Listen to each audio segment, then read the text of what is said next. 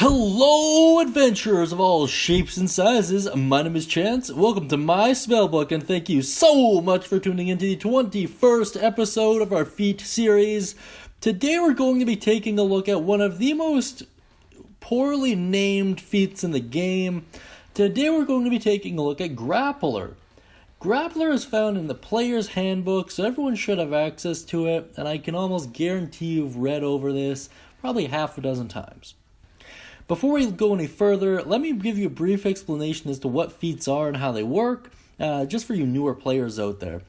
So feats, you essentially get one every 4 levels instead of your ability score improvement. You get to choose which one you want.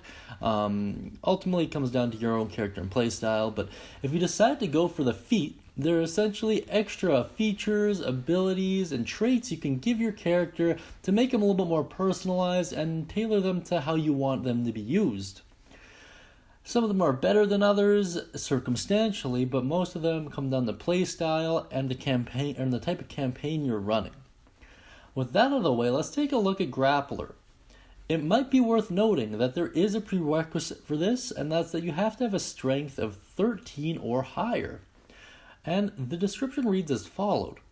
You've developed the skills necessary to hold your own in close quarters grappling. You gain the following benefits. You have advantage on attack rolls against a creature you are grappling. You can use your action to try and pin a creature grappled by you. To do so, make another grapple check. If you succeed, you and the creature are both restrained until the grapple ends. Oh, there's a little bit to unpack there.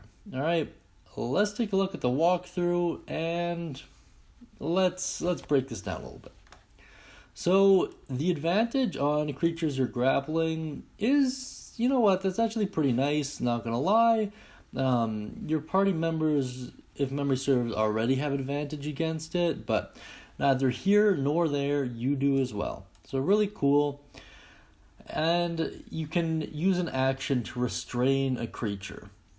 You make another grapple check, and then you're both restrained until the grapple ends. So that's pretty cool. It's a good way to remove a big bad enemy out of combat. And now let me give you my personal thoughts on it. So, the reason why earlier I mentioned it was one of the most poorly named feats in the game is it doesn't really make you better at grappling at all.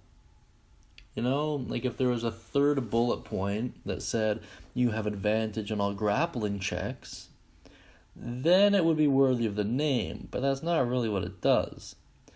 It makes you better at attacking creatures that you are grappling, which is okay, I guess.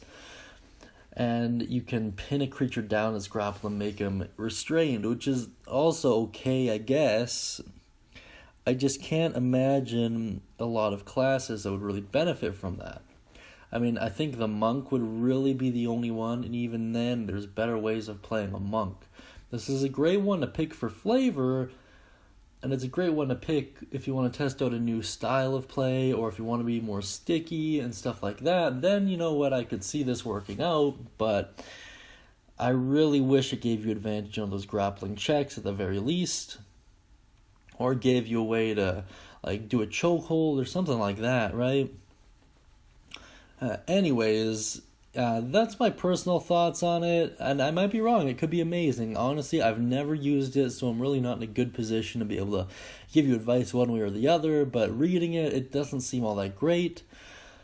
If you have any ideas, though, if you've used it to any degree of success in the past, I'd really love to hear it down below. I know everyone else tuning in would as well.